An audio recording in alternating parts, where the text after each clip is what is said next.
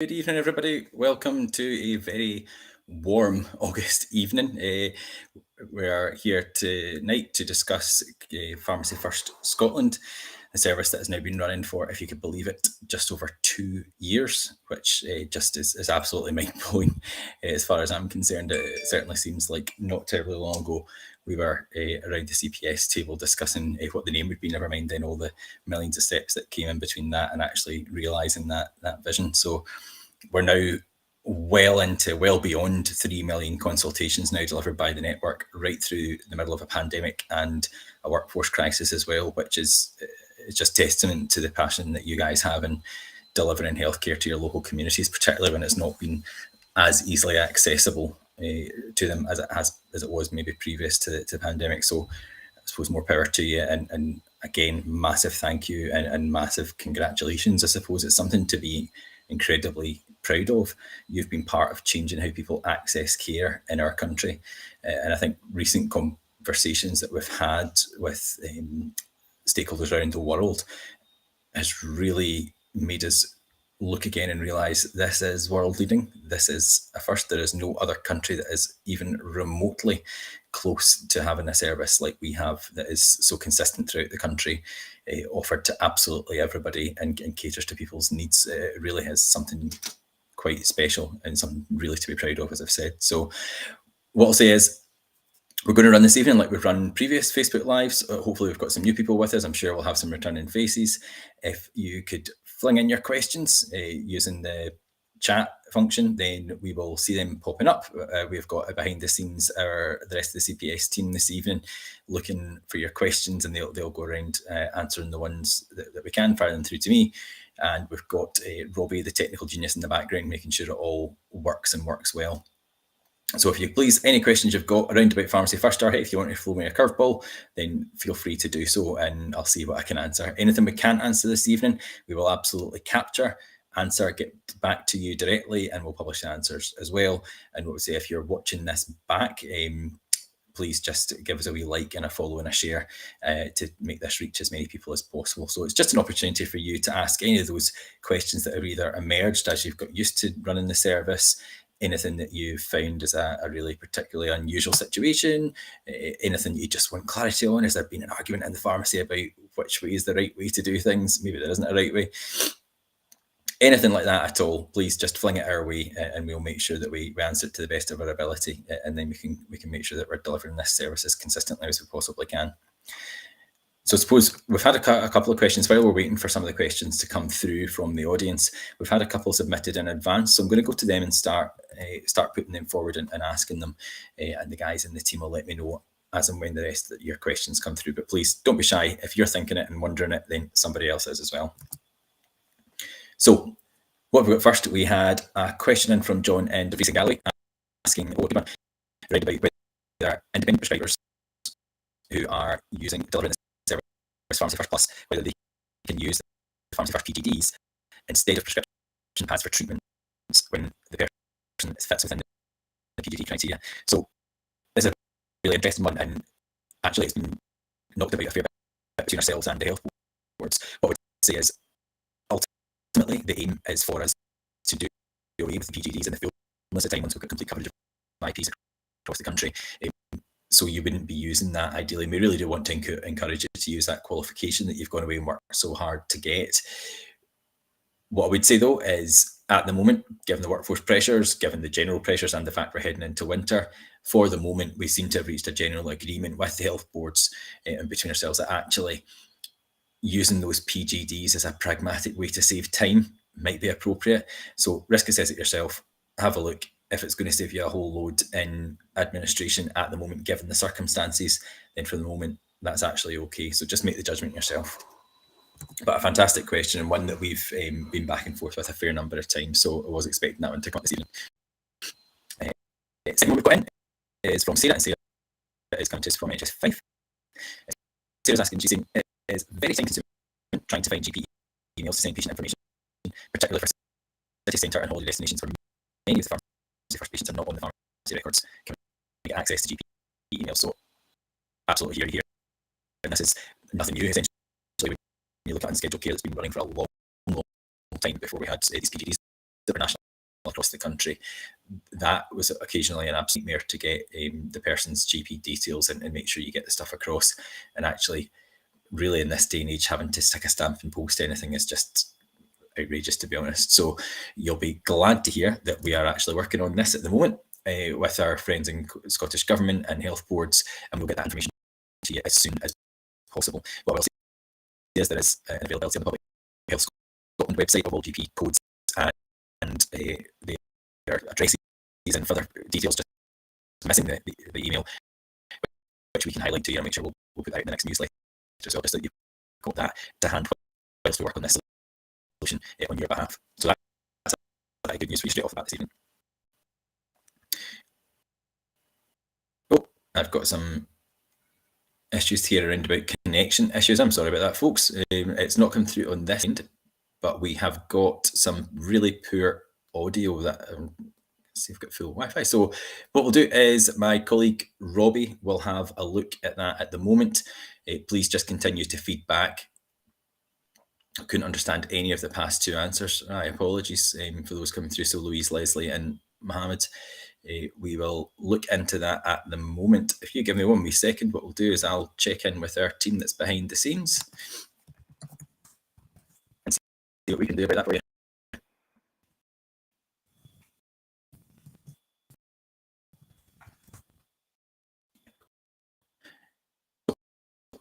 Not a problem at all, folks. No apologies. That is our sound. So if we could just hello, Leanne, how are you doing? Is the sound still poor? Please just let me know. And what we might even do is go back to, we're using a fancy, oh, there's Robbie coming in there himself. Robbie, have you got news for us on the sound? No, he's maybe fixing things in the background. Unfortunately, I've got absolutely no expertise in this whatsoever.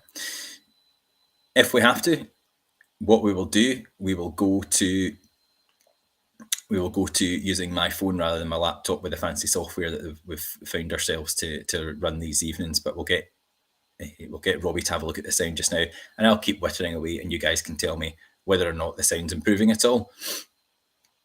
So we have got, I'm going to do another one of the ones that's sent in so far, and please just keep telling me if the sound's still poor, and I will switch over device. We have got another question here. It's saying, can we get read and write access to patient health records, obviously with patient consent? So we're pleased to confirm that actually following a very recent MSP visit with an SNP MSP and our colleague Amanda Ray, who came out to one of your community pharmacies. The team discussed this at length and really made clear how that really impedes their ability to support patients. So that MSP was shocked, really, and she's willing to take that forward with the health secretary directly. So we don't underestimate the amount of work that this will take, and we're under no illusions that single action may not lead to a sudden breakthrough for us all. But we're really pleased to see this positive development, and we continue to work really closely with our friends at RPS, who are really leading this work in their professional role. So still poor sound, right? I'm going to switch devices, folks, and go a bit rogue. Give me 1 wee second. If you keep an eye on our page, I'll come back on in 1 second.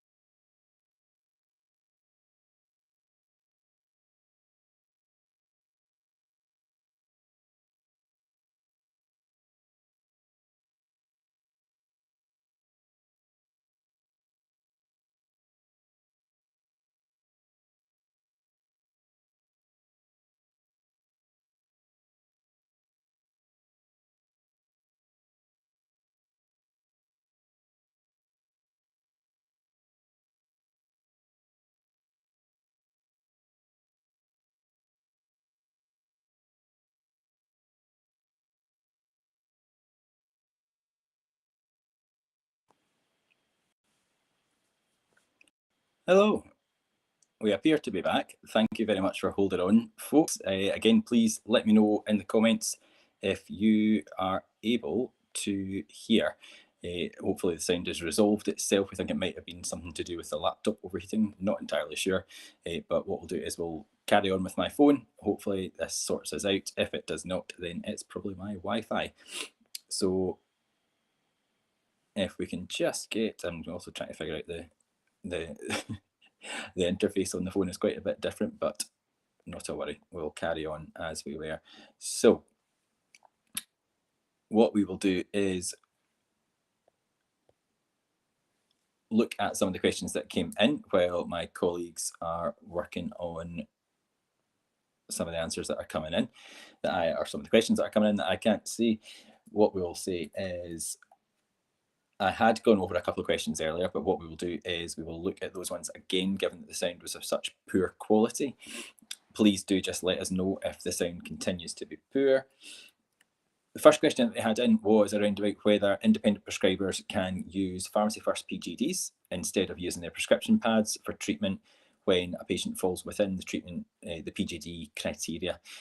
And the answer to that one is actually one that we've only arrived at recently, because there was a lot of back and forth between us, health boards and Scottish Government, all trying to, it's a bit of a head scratcher to be honest, because in the fullness of time, what we really want to see is people fully using our fully using their independent prescribing qualifications that you've gone and worked so hard to do. But we understand that given the workforce pressures and given the service pressures that are likely to come in at winter, that's really quite challenging to do. And there are a lot of IT hurdles that you've got to get over in terms of writing out your SBARs and getting your stuff across to GPs. So make an assessment yourself. But what we'll say is, for the meantime, if that saves you time and it enables you to make that supply, then yes, for the moment, independent prescribers can use the PGDs, and that can apply across the country as well. We will eventually get rid of all the PGDs because we'll have complete coverage of IPs, but that won't be for quite some time. So for the foreseeable, absolutely crack on, use those PGDs. The second question that I attempted to cover earlier before the sound completely cut out in us was someone saying that it's very time consuming trying to find GP email addresses to send across consultation notes or indeed records of supplies, and particularly for such a city centre and holiday destinations. And that is a pain that I've certainly felt myself as well. And that's not one that's new. So if you look at unscheduled care that's been running for well over a decade now, that actually has always been a pain to try and get that record of what you've supplied back to the original GP. There is a full Excel spreadsheet with all GP details apart from the emails available on Public Health Scotland, and we'll make sure that we share that with you, probably put it in next week's newsletter. And then what we're really pleased to say, though, is that working with our colleagues at Scottish Government, we're actually quite close to getting that list of GP email addresses. It's not as a straightforward thing as you might think, not far from it. So what we are doing just now is trying to get that and get it for you and get it across to you securely so you've got it. Keep an eye out for it coming. In the meantime, we will make sure that we share that Excel list of details of all GP surgeries in Scotland. But that's a real win, and really a good one for us for the network, not just for Pharmacy First, but for many other services. And beyond that, we are really pushing for developments that essentially have your interventions automated and going into the likes of the GP record, actually to the point where the UCF function within your PMRs is actually able to send direct messages into GP or direct outcomes into GPIT systems.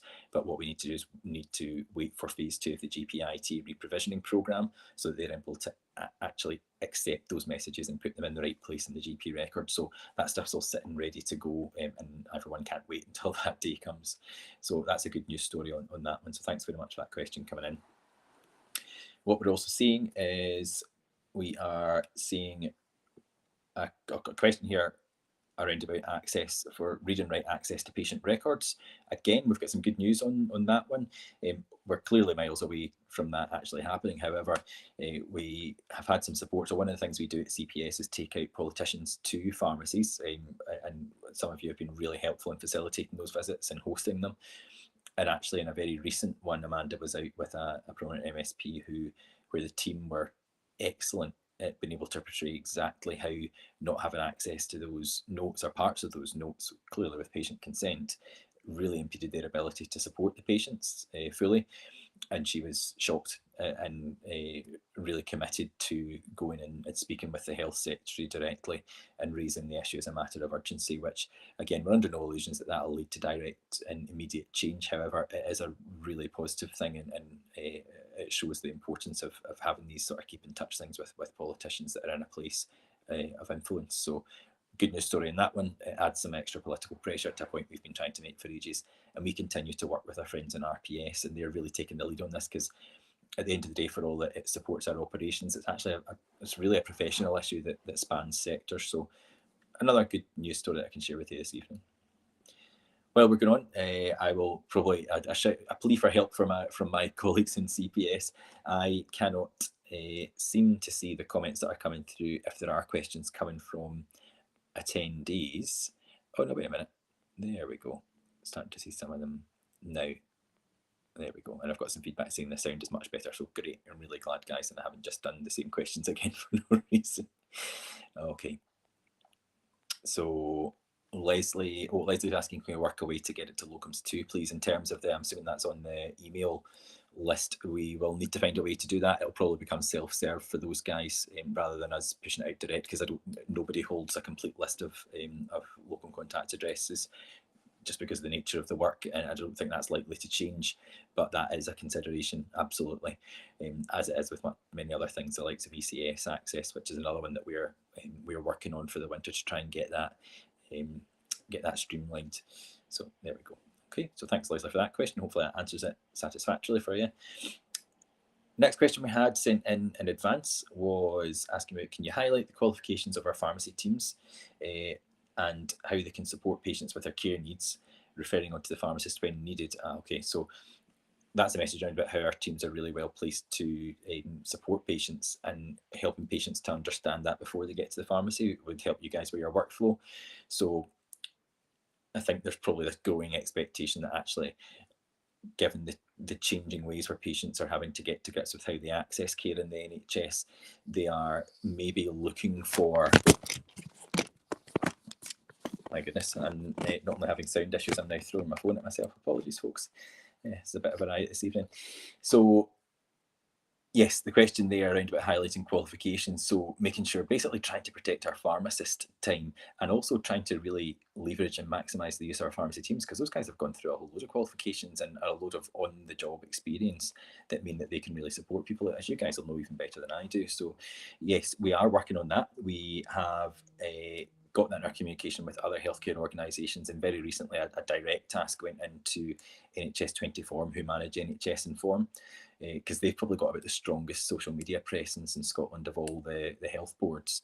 And we've asked that they specifically, rather than go and see your pharmacist, that they change the message to go and see your pharmacy team across all their different campaigns. So we believe that will make a difference, and we'll absolutely bear that in mind. That's some great feedback that's come in direct from pharmacy teams. So thanks very much. It's all really, really helpful stuff. The next question we got was around about CPS doing some work on DPPs in community pharmacies. So for those of you not au fait with all the many three-letter acronyms that we have, DPPs are designated prescribing practitioners. So that is replacing the old idea of a DMP, which is a designated medical practitioner, in your independent prescribing training course, who would have overall supervision and sign off of the work that you do towards that qualification. And the DPP widens things out, so it's not just medical doctors that can do that. It's now independent prescribers, whether they be pharmacists, nurses, or other allied healthcare professionals. So yes, we are doing some work on that, some really quite exciting work actually. We're on a short project to support DPPs, and if I was to summarise, really what we're looking at is, I don't know if anyone here has been on to the university websites or the RPS website around about the framework for being a DPP, but these things by their nature have to be, for clinical governance reasons, have to be detailed and long, but my goodness, are they long, and I can understand why you would run for the hills if that was the first thing you looked at, if you were slightly curious about being a DPP. So what we're trying to do is, we know that in practice it's a lot simpler and more straightforward than that, but actually what we're doing is we're supporting some DPPs to look after a couple of IP trainees this year and give us a bit of a write-up and experience around about what was it actually like day to day, what was it actually like, what was the level of support delivered, what were the good bits, what were the bad bits, what were the do differentlies. So yeah, really looking forward to the output from that. Amanda's running it. There's some information on our website, and you can contact us on inquiries@cps.scot if you want to hear a wee bit more as well. So we have got some other questions coming in here. So we've got from Leanne: love us to have access to person to access ECS for Pharmacy First Plus consultations. Great for urgent supply, but great to check allergies, previous antibiotics, etc. if needed. You're absolutely right, Leanne. And where we're probably at just now, for all that we do have some real concerns about the operation of the network as a whole, because we realise that there's essentially not enough people hours for there are job hours across the whole profession. So between community, primary care and hospital, these jobs are all fantastic, but there just aren't enough people there to fill them in an employed basis. So for all that we've got all those issues going on, we're still in a really good position in terms of we are relied upon by the rest of the system to take care of a lot of the patients before their need escalates to a point where they need something a bit more. And we have got a set of asks, clear asks going into winter that actually the policy and development team are working on today while we're in the office for a team meeting, looking at drafting up what it is that we put into Scottish Government and Health Boards to say here is what the network needs to operate and operate well, and to protect some of your services for the people that really need them. So that work's ongoing. We'll keep you updated as it goes forward. So Leanne, we hope for change there. So Amanda's answered a question in the chat as well for those of you that are following that. So I can't actually see Craig's question because I've come in after having lost all the sound and switching over devices, which again I'll apologise for. So Amanda is answering Craig. So I'm assuming Craig's asked around about funding and perhaps an uplift in funding for Pharmacy First. And Amanda's saying, well, look, the Pharmacy First funding has had a further uplift, which you should see in your May payments paid July. So yeah, from April, which was the start of this now financial year, that was the third round of injection of funding for NHS Pharmacy First Scotland, another £2.5 million. So that now brings us in total each year as we go forward. Now we have an additional fresh, we have now had we'll now have a recurring total of £10 million that went on top of the existing NHS Pharmacy First Scotland funding, and all that's been subject, some of that's been subject to uplifted global sum as well. So the sum of funding that now sits behind NHS Pharmacy First Scotland is almost exactly double that it was for the minor ailment service, and we know that that is to both broaden the service in terms of the services that the add-on services that we've delivered in terms of developing PGDs and whatnot, but also that depth of service in terms of the population that's now covered pretty much anybody in Scotland that walks through your doors apart from somebody on holiday, which is the next thing that we're actually coming on to look at. There's a bit of a common sense thing there that says if you're here, it's highly likely that the NHS, and you're unwell, it's highly likely the NHS is going to treat you in some way, shape or form at some location somewhere. So it may as well be in pharmacy if it's something that we can deal with. So that's a conversation that we're having with the Scottish Government, and we believe that that'll go through no problem. So yes, there is an increased workload at the moment, but the funding was very much designed around that expected uplift, and it's all going as expected at the moment. But clearly, you've got a negotiating team that is made up entirely of contractors, and they operate as part of our board, who operate on your behalf. So very much a members' organisation for members. So every single person who are in those positions of negotiating directly with government are doing that, feeling exactly what you're feeling around about your cost-based pressures and your service delivery. So they've got all that data available to them as well. So they do a really good job of pushing that forward for you. So there we go. Okay, I've got another question here, but what I'm going to do is I'm going to quickly cover a couple more that came in so I don't forget them, that came in ahead of time. So we have got a question that was saying, again, the age-old question of what is it that actually counts as a consultation? And we do get this now and again because it's easy to drift away from what that actually means. So we've usually got a three-step criteria. So a consultation happens where it's in response to symptoms. Those symptoms are discussed with a member of the pharmacy team who assesses them based on their training. And then a recommendation is made. And that could be advice only, it could be treatment and advice, or it could be a referral and advice, or it could be all three. And that's what counts as a pharmacy first consultation. So I suppose the flip side of that argument is what isn't a pharmacy first consultation. So a direct product request that then a supply is just made, that is not an NHS Pharmacy First Scotland thing. We value the advice here. That's what the service is set up to essentially pay for and to promote. That's not to say that a direct product request can't be turned into a full NHS Pharmacy First consultation if it's opened up properly and those discussions are had around about symptoms and why the person's having their medication. Then actually you're going to hit all those points, and then that becomes a valid consultation. So hopefully that helps clear things up for teams that are having that discussion. That kind of leads into the next question that was sent, which was around about how you record these things. So the question is quite specific in asking, we've made a supply against on a standard pharmacy first consultation.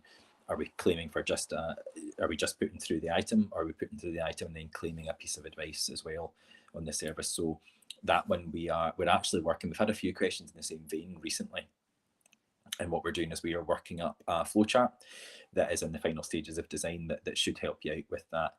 What I would say is, by and large, you are putting through one claim. So the advice part will always be there, but if you're making a supply and you're just putting the item through, that puts in your point for that supply and advice. Likewise, if you're making a referral, that puts in a point towards the pool, excuse me, towards your pool contribution that recognises that you've done that referral with the advice as well. So there's no need to do ever a supply and then go back in and do an advice. There's no need to go and do a referral and then go back in and do an advice. And then the only time that is slightly different from that is if you are an independent prescriber doing Pharmacy First Plus at the moment, you're clearly using your pad to prescribe, but actually to recognise some of the activity that's going on out there, that's when you would go in and put through an advice-only consultation to recognise that that's happened under the service as well. So hopefully that helps out. I'm happy to have any follow-up questions come through too. And last question that came in before this evening was around about what's coming next for the service. What are the developments that are in the pipeline? So I'm pleased to say we've laid them out. The timelines, subject to interpretation, subject to network capacity for delivery, and also subject to sign-off timelines too. These all go through a series of groups to make sure they're the best they possibly can be, and then ultimately get signed off by NHS 24 before going to local boards for sign-off. Due to clinical governance, they need to sign those off locally, despite the fact they are all identical. So what's coming through next? Very soon we will have a refresh of the UTI and impetigo PGDs, which is fantastic. I've reviewed the e-learning, which is really good. They've done a really clever thing at NES where they've just got a mini module at the top of the one that you'll have all already done before. You just need to go through that, answer a few of the multiple choice questions, and then that's you jamming in terms of the education and training. And you've got the PGD to read up, and what that does is it makes the inclusion criteria much broader, and it clarifies a few things too. So we'll be able to treat a fair few more people, which is just great, to be honest. We've also got the impetigo PGD being refreshed. It's not as radical, but it does again widen criteria and make things in line with the product's specifications, which is all good. In terms of the next clinical conditions that are coming through on PGD, we are looking at bacterial vaginosis. And then the next one that's coming down the line from that is a hay fever bundle, which will look at how you support people where you've gone through the first line options, and then there's things that they would ordinarily have to go to their GP for. So that may include the likes of fexofenadine, bigger, more efficient pack sizes of nasal sprays, or different nasal sprays than are currently available over the counter. So keep an eye out for that. That'll come out, and our intention for that, although we can't, again, based on all the factors I was mentioning earlier, we can't possibly be committed to a timeline for that. But the idea would be to release it in plenty time before that season actually starts with hay fever, so you guys have got the time to do the education and training and get the word out, and that actually you're completely au fait with it before you have your doors getting battered down by people looking for their hay fever treatment. So that's all in the works. What I'll say here is I'm going to now go to my there we go. I'm going to go to my colleagues in CPS who are duly working through the questions that are coming through here. And we have a question from Claire Mason asking if you're doing a PGD consultation and supplying the item, but also supplying another item for the same condition, should it go through under standard consultation for the second item, i.e. acyclovir tablets for shingles and a cream to soothe the rash? So clinically, if you believe there's something else to go through, that's probably an exception where you would put that through because of a technicality on the universal claim framework. So, for example, if we take that as an example for shingles, if you try and claim anything other than acyclovir under that specific UCF claim module, as we would call it, then it will be ultimately rejected. It's set up to only pay for the items that come through that are allowable under that PGD. So yes, you would go through to your standard pharmacy first. That's likely to be in the minority of consultations, so it won't distort or overly skew the overall pool allocations and contributions, but that's what you would do in that situation. So Claire, thanks very much for raising that. That is one of those exceptions on the fringes that's worth being aware of anyway. So there we go. I'm getting a message from Robbie saying you're answering the questions quicker than the team can type them out. Whether that's a good thing or not, we'll wait and see if we've got them accurate or not. So Leanne is saying, shame you can't alter advice to add an item if you forget. Yeah, that's a technical issue with the UCF, unfortunate. Though it is, but we continue to feed back to ATOS and PSD, who are the ones that together develop the UCF service itself. So everything's up for grabs in terms of future modifications. There are limitations of the system that sits behind UCF and carries all our messages, called EPS, but it is coming towards the end of its life anyway, so we can always put all those wish list things in for what comes next when we're working towards completely paperless prescribing. So we have a question here from Dill asking around, saying hello Dill. Can I ask what's happening with all the items that were disallowed and not paid over the early parts of the year, still getting silly rejection? So this is very much a work in progress. My colleagues in our services department are doing a power of work on this, and I'm working with PSD's adjustments team. Certainly not an excuse, but a reason. That team has been under extreme pressure in terms of workforce as well, so there has been a bit of a capacity issue there, but there are also some technical things. So what Emma Taylor, who's our head of services department, has been doing with her team is she has gone through with them and identified where all the inappropriate rejections are, and then made representation to Scottish Government and the NHS to say, look, this hasn't been right, it's been inappropriately applied. Those have all the straightforward ones have been accepted. We're now working, and there have been the start of adjustment payments that you will find on your payment schedule, which we will need to, I am not the person to ask exactly where to look and find that, but we will get that detail to you. So that's started being adjusted, and then there's some remaining lines where we will still continue to see rejections, some for slightly technical reasons and some where we need a policy decision from Scottish Government on the interpretation of quite how literal we need to be in terms of saying, or in terms of what is dispensed as opposed to what is prescribed, what you type in versus what you select essentially from your PMR. Really, the key message that boils down here is, one, we are on it and we will sort that out as to the absolute best of our ability, and the adjustments are coming through, so please trust in us. We've got a fantastic team who are all over the issue and taking feedback from members like yourselves. And two, the real golden rule here is type out, when you're typing out an item or like even like trying to search for an item, type that and label it as it appears in the approved list, because that search and that one that you pick from the multiple, the loads that appear and drop down when you're typing into your PMR, that's critical, and that's where that policy decision needs to be made because, with Scottish Government, because for all that you might have loads that have got AH after it or UNICEF or whatever, really find one that is written exactly as you see it in that approved list that you've got printed off or that you refer to on your screen, and you'll be golden. That'll be absolutely fine. So that's the real golden rule for us at the moment going forward, and what we are seeking to do is to make that a little bit more flexible. And I appreciate that in the past we've had messages that have been put around about, for example, when they had the minor ailments service, it was always, the message was prescribe generically, prescribe generically, prescribe generically. And we're slightly changing that narrative to prescribe or type your product or label it whatever way you want to word it. I'm sure you'll all have your own ways of saying it, exactly as it appears on the approved list, because some of those are generic and some of them are branded, so that message doesn't really work anymore. Very much type and select as it appears on the approved list and you'll be fine. So hopefully that answers your question, Daryl, but it is frustrating that it's taken a while, and I'm sure it is quite difficult as a contractor to reconcile where the rejections are now being adjusted for, and actually it may not even be possible. But as I say, we've got a crack team on it, and they are making sure that nothing that's truly inappropriately selected is rejected. Ultimately, they'll all be dealt with.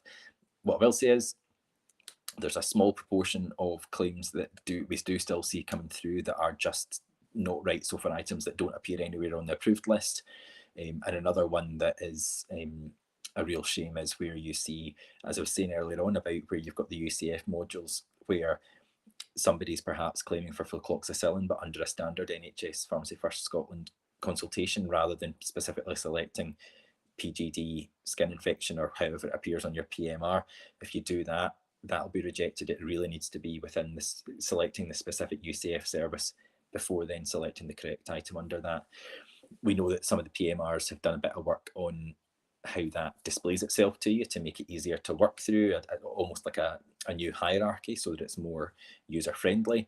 Some have got there, some haven't, but they all have a new specification that they need to meet by the end of the year from Atos, that send them that how UCF actually has to, the spec of how that actually has to work.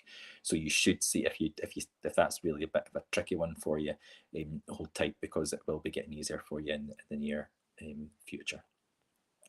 So we are still getting some questions there.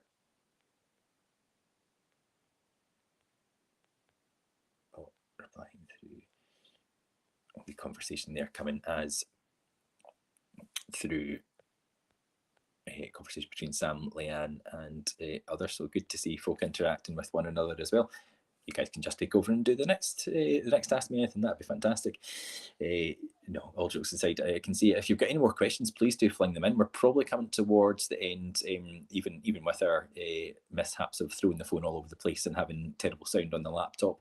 We are coming towards the end of our allotted time. So a couple more minutes if you want to fling in that last burning question. Please do so. If we've missed anything, I do apologise, but I can't necessarily, or see Amanda's picked up a question that I've missed. Apologies, I've got a really small display here. Amanda's saying, so Wendy has asked a question and we're working on the issue, and we'll get updates on the website as soon as we can for you. So there we go. I'm sure I'll hear what that is after the event, and then we'll go on.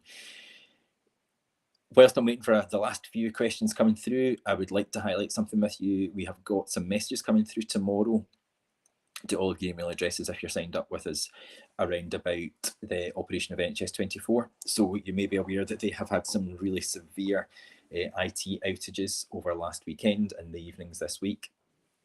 That is unfortunately set to continue. They have sent their sincere thanks for the network really stepping up to the plate in terms of unscheduled care supplies being really flexible. We had some really fantastic stories of close working where NHS 24 couldn't even access the emergency care summary, and some of the out of hours, in fact, all of the out of hours centres couldn't either. And we had really great examples of where the pharmacy was supporting by using their ACS access to help with a critical query in an out of hours centre. So some really fantastic work in there. They are establishing a contingency plan. We have fed into our bit of that, and you'll see some information on that coming through to you tomorrow. Broadly speaking, some things are going to look different over the next number of weekends, displayed differently, and that'll be mostly to do with the prescriptions that are emailed through to you. Your processes shouldn't necessarily change. Just be aware things might come from different emails, they might look differently, and you may get a few more of them if some of these people are working remotely. So keep an eye out for that. It'll explain a wee bit more when we send the email out to you tomorrow. But your help and patience with this, particularly when you guys aren't exactly sitting twiddling your thumbs, is very, very much appreciated by NHS 24. So thank you all once again. I see, oh, Craig, there we go, coming in at the last gasp with a. I'm perfectly fine with you going off topic. Any updates on Saturday closures to continue or not? So, short answer is no, not at this moment in time. Are there any updates on that? Very much local board decisions with local community pharmacy health boards. I think what we would expect to happen there is probably a review, given that we're now through most of the summer holiday period, but accepting we still have workforce issues and absence issues continuing and will continue for the foreseeable. I would expect there to be a review of the effectiveness of those measures, and a review of any unintended consequences, and then decisions will be made on that as to whether that can or should continue and go forward with that. And certainly at CPS, we're very much a national body that work on your behalf on national issues, and those are, whilst common to most health boards, the decision can only be made locally.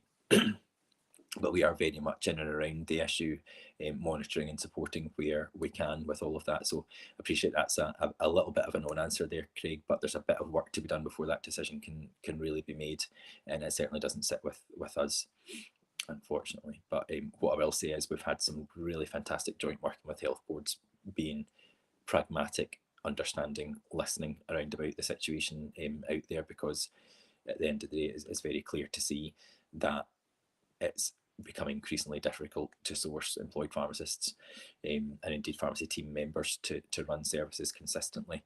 And if one thing is true, it is that planned closures are far preferable to the chaos of unplanned closures. And that would probably end that my comment on that point.